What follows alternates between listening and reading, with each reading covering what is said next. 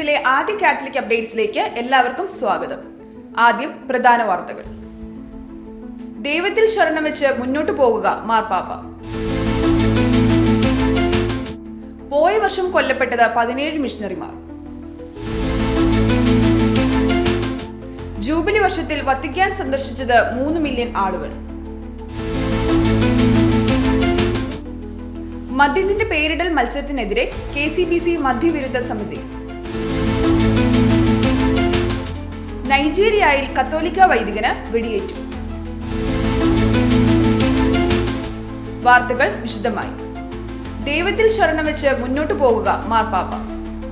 ദൈവത്തിൽ ശരണം വെച്ച് മുന്നോട്ടു പോകണമെന്ന് ലിയോ 14 പാപ്പ പോയ വർഷത്തിലെ അവസാനത്തെ പൊതുദർശന പരിപാടിയിൽ വിശ്വാസികളോട് സംസാരിക്കുകയായിരുന്നു പാപ്പ. 2025 ദൈവത്തിൽ നിന്ന് ലഭിച്ച എല്ലാ അനുഗ്രഹങ്ങൾക്കും നന്ദിയുള്ളവരായിരിക്കാൻ വേണ്ട കൃപയ്ക്ക് വേണ്ടി പ്രാർത്ഥിക്കണം. അതുപോലെ പുതുതായി ആരംഭിക്കുന്ന വർഷത്തിൽ ക്രിസ്തുവിന്റെ പാതയിൽ നമ്മെ നയിക്കാൻ പരിശുദ്ധ അമ്മയോടും അപേക്ഷിക്കണം പാപ്പ ഓർമ്മിപ്പിച്ചു. ഭൂതകാലത്തെ ദൈവകരങ്ങൾ സമർപ്പിക്കാനും ദൈവത്തിന്റെ പരിശുദ്ധമായ സാന്നിധ്യത്തിൽ മാത്രം കണ്ടെത്താൻ സാധിക്കുന്ന പൂർണ്ണമായ ആനന്ദം നിറഞ്ഞ ഭാവിയെക്കുറിച്ചുള്ള പ്രതീക്ഷയിൽ ജീവിക്കുവാനും പാപ്പ ആഹ്വാനം ചെയ്തു.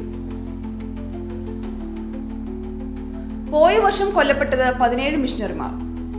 2025 ലോകമെമ്പാടും കൊല്ലപ്പെട്ടത് 17 മിഷണറിമാർ.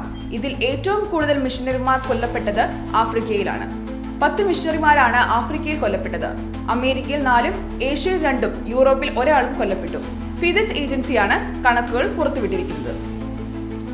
ജൂബിലി വർഷത്തിൽ വത്തിക്കാൻ സന്ദർശിച്ചത് 3 മില്യൺ ആളുകൾ. പ്രത്യാശയുടെ ജൂബിലി വർഷത്തിൽ വത്തിക്കാനിലെത്തിയത് 3 മില്യൺ ആളുകൾ.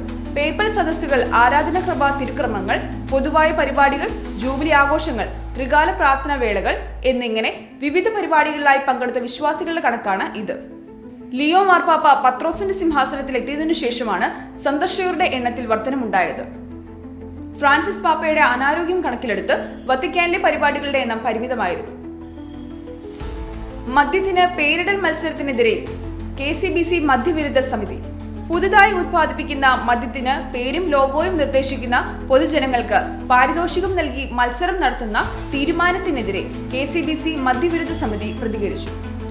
മദ്യത്തിന് പരസ്യം പാടില്ല എന്ന നിയമവ്യവസ്ഥയുടെ നഗ്നമായ ലംഘനമാണ് ഇതെന്നും മദ്യപാനത്തെ പ്രോത്സാഹിപ്പിക്കും വിധം പുതിയൊരു ബ്രാൻഡിന് പേരും ലോഗോയും നിർദ്ദേശിക്കാനുള്ള അവസരം കുട്ടികൾക്ക് തെറ്റായ സന്ദേശം നൽകുമെന്നും മദ്യവിരുദ്ധ സമിതി വ്യക്തമാക്കി. നൈജീരിയയിൽ കത്തോലിക്ക വൈദികന് വെടിയേറ്റു. ഇമോ സ്റ്റേറ്റിലെ ഓക്ബാക്വയിൽ ഫാദർ റെയ്മൻ ഞൊക്കുവിനാണ് വെടിയേറ്റത്.